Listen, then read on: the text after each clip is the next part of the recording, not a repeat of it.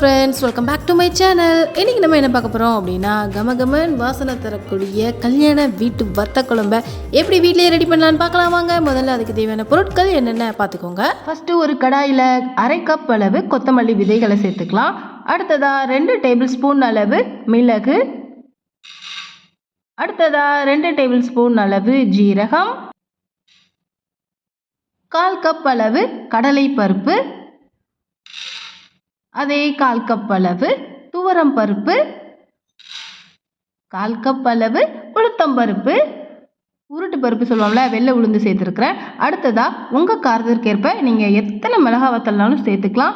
குறைஞ்சது 10லிருந்து 11 மிளகா வத்தலை சேர்த்துக்கலாம். காரம் கரெக்டாக இருக்கும். அதிகமாக காரம் வேணும் அப்படின்னு நினைக்கிறவங்க 12லேருந்து 15 மிளகா வத்தல் கூட சேர்த்துக்கலாம். உங்கள் மிளகா வத்தலோட காரத்தை பொறுத்து உங்களுக்கு வேணுங்கிற அளவுக்கு நீங்கள் மிளகா வத்தலை சேர்த்துக்கலாம். ஃப்ரெண்ட்ஸ், இந்த வீடியோவில் தான் நீங்கள் புதுசாக நம்ம சேனலை பார்க்குறீங்க அப்படின்னா நம்ம சேனலை சப்ஸ்கிரைப் பண்ணிக்கோங்க. பக்கத்தில் இருக்க பெல் ஐக்கானையும் கிளிக் பண்ணிக்கோங்க.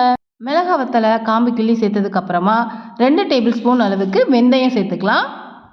அடுத்ததாக 2 டேபிள் ஸ்பூன் அளவு கடுகு, கடைசியாக ஒரு கைப்பிடி அளவு கருவேப்பிலை சேர்த்துக்கலாம். அதாவது ஒரு 7லேருந்து 8 கருவேப்பிலை குச்சியை உருவி சேர்த்துக்கோங்க.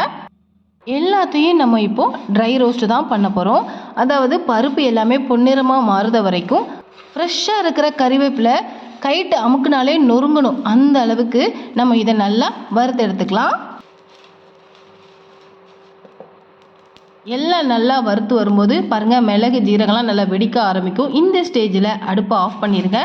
அடுப்பை ஆஃப் பண்ணாலும் இதில் அப்படியே ஹீட் இருக்கும். அந்த சூட்டோட 1 டீஸ்பூன் அளவு பெருங்காயத்தூள், 1 டேபிள் ஸ்பூன் அளவு காஷ்மீரி சிகப்பு மிளகாய் தூள் சேர்த்துக்கலாம். 1 டீஸ்பூன் அளவு மஞ்சள் தூளையும் சேர்த்துக்கலாம். சப்போஸ் உங்கள்கிட்ட காஷ்மீரி சிகப்பு மிளகாய் தூளுக்கு பதிலாக காஷ்மீரி சிகப்பு மிளகாய் வத்தலே இருந்துச்சுன்னா, நம்ம ஃபஸ்ட் ஆட் பண்ணோம்ல நார்மல் மிளகாய் வத்தல், அப்போவே நம்ம காஷ்மீரி மிளகாய் வத்தலையும் சேர்த்து வறுத்துக்கலாம். ஒரு 2 நிமிஷம் அதே சூட்டில் எல்லாத்தையும் இந்த மாதிரி வதக்கி விடுங்க. நல்லா ஆறட்டும். ஆறுனதுக்கு அப்புறமா இதை எல்லாத்தையும் ஒரு மிக்சர் ஜாரில் மாற்றிடலாம். இந்த மாதிரி ஏதாவது மசாலா பொடி அரைக்கும் போது மிக்சர் ஜாரை தண்ணி இல்லாமல் பார்த்துக்கோங்க. அப்போ தான் நம்ம அரைக்கக்கூடிய மசாலா பொடி ரொம்ப நாள் கெடாமல் இருக்கும். ஓகே, மிக்சர் ஜாரில் எல்லாத்தையும் மாற்றியாச்சா? இப்போ இதை நல்ல ஃபைன் பேஸ்ட்டாக வர வரைக்கும் அரைச்சி எடுத்துகிட்டு வந்துடலாம். எப்படி கல்யாண வீட்டில் கமகமன் வாசனையோட வத்த குழம்பு ரெடி பண்ணியிருப்பாங்களோ, அந்த வத்த குழம்பு ரெடி பண்ணுறதுக்கு தேவையான மசாலா பொடியை நம்ம இப்போது வீட்லேயே ரெடி பண்ணியாச்சு. ஃப்ரெஷ்ஷாக இந்த பொடியை அப்பப்போ வத்த குழம்பு செய்யும் போதும் அரைச்சிக்கலாம். அப்படி இல்லைன்னா நிறையவும் இந்த மாதிரி செஞ்சு ஸ்டோர் பண்ணி வச்சுக்கலாம். அதுவும் தண்ணி இல்லாமல் நல்ல டப்பாவாக எடுத்துக்கிட்டு அந்த டப்பாவில் இந்த பொடியை போட்டு நல்லா டைட் பண்ணி வச்சுருங்க, மூடியை போட்டு. அப்படின்னா தான் இந்த பொடி கெடாமல் ரொம்ப நாளைக்கு நல்லாயிருக்கும். தேவைப்பட்ட ஃப்ரிட்ஜில் கூட நம்ம வச்சு யூஸ் பண்ணிக்கலாம். இப்போ அரைச்சதில் நான் 200 கிராம் அளவுக்கு வத்த குழம்பு பொடியை ரெடி பண்ணியிருக்கிறேன். இந்த மாதிரி நல்லா சுத்தமாக தண்ணி இல்லாத ஒரு ஸ்பூனையும் இதுக்குள்ளே போட்டு வச்சிடலாம். வீட்லேயே சாம்பார் பொடி, ரசப்பொடி, வத்தக்குழம்பு பொடின்ட்டு நிறைய பொடி திரிச்சோம் அப்படின்னா ஒவ்வொரு டப்பாலையும் அதோட நேமை எழுதி வச்சுக்கலாம். இல்லைன்னா கலர் கலராக மூடி இருக்கிற மாதிரி டப்பா வாங்கிக்கோங்க. இந்த மாதிரி ப்ரௌன் கலர் மூடி போட்டிருக்கிற டப்பாவில் வத்தக்குழம்பு பொடி இருக்குது அப்படிங்கிறத நான் தெரிஞ்சுப்பேன். அந்த மாதிரி நீங்களும் யூஸ் பண்ணிக்கலாம்.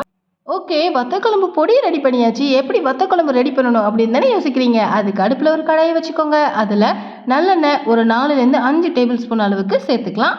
எப்போவுமே வத்தக்குழம்பு அப்படின்னாலே நல்லெண்ணெய் அதிகமாக சேர்த்தா தான் டேஸ்ட்டு செமையாக இருக்கும். அடுத்ததாக 1 டேபிள் ஸ்பூன் அளவுக்கு கடுகு சேர்த்துக்கலாம். 1 டேபிள் ஸ்பூன் அளவு உளுத்தம் பருப்பு, 2-3 குச்சி கருவேப்பிலையை இந்த மாதிரி உருவி சேர்த்துக்கலாம்.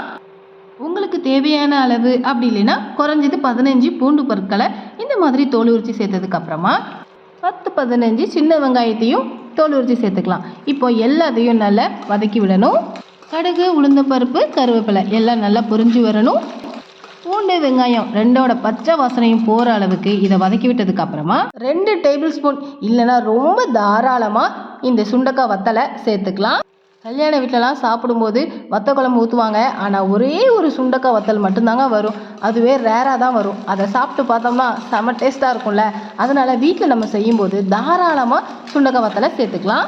சுண்டக்காய் வத்தலையும் அந்த எண்ணெயில் லைட்டாக வதக்கி விட்டதுக்கு அப்புறமா ஒரு பெரிய சைஸ் லெமன் அளவுக்கு புளியை தண்ணியில் ஊற வச்சுருக்கிறேன். அந்த புளியை தண்ணியில் நல்லா கரைச்சி புளித்தண்ணியை சேர்த்துடலாம்.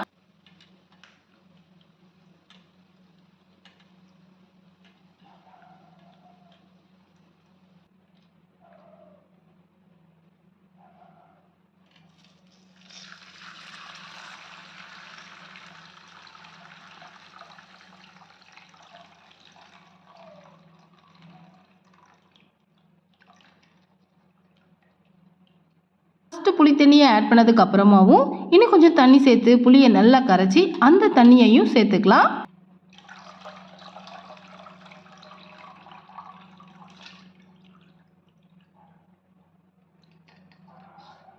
அடுத்ததா 1 டேபிள் ஸ்பூன் அளவுக்கு உப்பு சேர்த்துக்கலாம். கடைசியாக நம்ம வீட்டில் ரெடி பண்ண வத்தக்குழம்பு பொடியை ஒரு 4 டேபிள் ஸ்பூன் அளவுக்கு சேர்த்துக்கலாம்.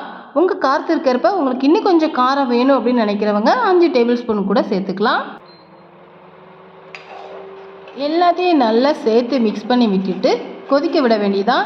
வேணால் இப்போ டேஸ்ட் பார்த்துக்கோங்க, உப்பு உரப்பு எல்லாம் கரெக்டாக இருக்கா அப்படின்னு சொல்லிட்டு பாருங்கள். இந்த மாதிரி தண்ணியாக இருக்கிறது நல்லா கொதித்து நமக்கு கட்டியாகணும். அது வரைக்கும் இதை கொதிக்க விட்டுற வேண்டியதான்.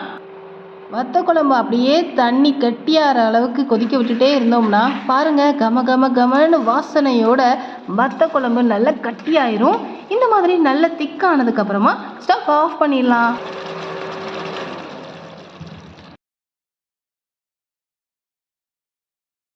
அவ்வளோதாங்க. கல்யாண வீட்டில் எப்படி ருசிச்சு வத்த குழம்பு சாப்பிடுவோமோ, இனி அந்த வத்த குழம்ப நம்ம வீட்டில் நம்மளே செஞ்சு நிறையவே சாப்பிட்லாங்க. கமகமன்னு வாசனையோடு கல்யாண வீட்டு வத்த குழம்பு நம்ம வீட்லேயும் தயார். எப்போவுமே வத்த குழம்பு செஞ்சு இறக்குனதுக்கு அப்புறமாவும் 2 டேபிள் ஸ்பூன் அளவுக்கு நல்லெண்ணெயை இந்த மாதிரி மேலே ஊற்றி விட்டுறணும். அப்போ தான் இன்னும் கொஞ்சம் டேஸ்ட் அல்டிமேட்டாக இருக்கும். ஓகே ஃப்ரெண்ட்ஸ், உங்களுக்கும் என்ன மாதிரி கல்யாண வீட்டு வத்த குழம்பு பிடிக்கும் அப்படின்னா இந்த வீடியோக்கு உங்களோட லைக்கை போடுங்க. மறக்காமல் நீங்களும் இந்த வத்த குழம்பை வீட்டில் ட்ரை பண்ணி பாருங்கள். டேஸ்ட் எப்படி இருந்துச்சு அப்படின்ட்டு கமெண்ட் செக்ஷனில் கமெண்ட் பண்ணுங்கள்.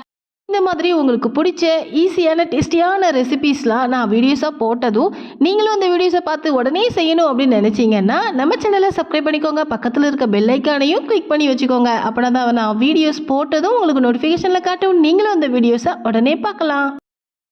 இதே மாதிரி வேறொரு டேஸ்டியான ரெசிபியில் மீண்டும் சந்திக்கலாம். Thank you, bye bye.